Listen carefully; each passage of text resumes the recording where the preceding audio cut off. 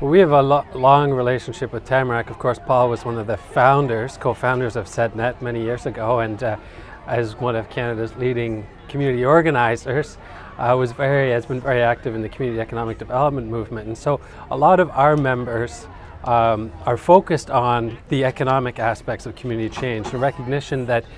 to reduce poverty and to improve community well-being, there needs to be some changes to the way economic business as usual happens, whether it's creating opportunities for people to be employed, to earn a meaningful wage and participate fully in society, or to try to shift economies in ways that increases more local control so that democratic decision making and accountability is at the local level. These are different kinds of strategies for shifting the economy that can help build stronger community. Well, I would say from CEDNet's perspective right now, we're at a stage, we're just celebrating our 15th anniversary, and we're kind of in a reflective period thinking about how far the practice of community economic development has come and what it hasn't achieved so far, and what some of the limitations or barriers are to that. And I think the way we're framing it now is that community economic development, that economic change at a local level, might be necessary, but it's not sufficient in order to achieve the kind of change in systems thinking to create the inclusive and sustainable communities that our members want. So we're looking at strengthening partnerships, connecting the different types of systems that you mentioned earlier, whether it's being part of the New Economy Coalition, which is a much broader base of networks in North America that's connecting the dots not only between social and economic issues but also environmental ones, or working with the People-Centered Economy Group here in Canada, but really integrating and building a broader movement that tries to put the pieces together in a more meaningful way towards broader systems change.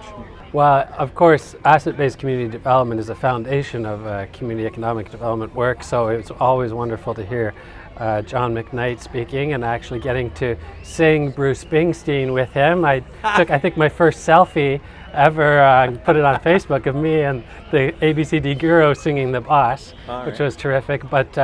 no, and I think Peter Block also was very challenging around the notions of development, the notions of colonization, and how we, and notions of power ultimately, about how we work with people to improve our own conditions. So it's been really rich learning. I think Paul has pulled together an astonishing group of thinkers, and it's always fabulous. For me, being a national network, our members are spread out across the country. The opportunities to interact on a face-to-face basis are rare and precious, so it's a very special time. Absolutely, and that's the beauty even of CEDNet, is that CEDNet was created to try to facilitate the peer-to-peer networking and learning, because community economic development in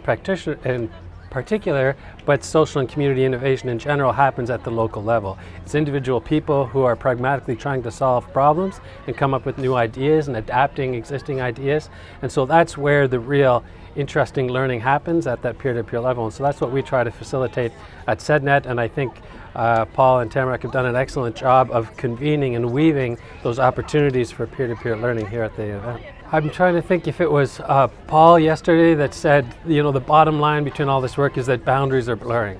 right? Whether it was sort of the innovation of community economic development 30 years ago to blend social and economic objectives, and now the realization that we can't set the environment apart, that it needs to be integrated and part of that. And so I absolutely think that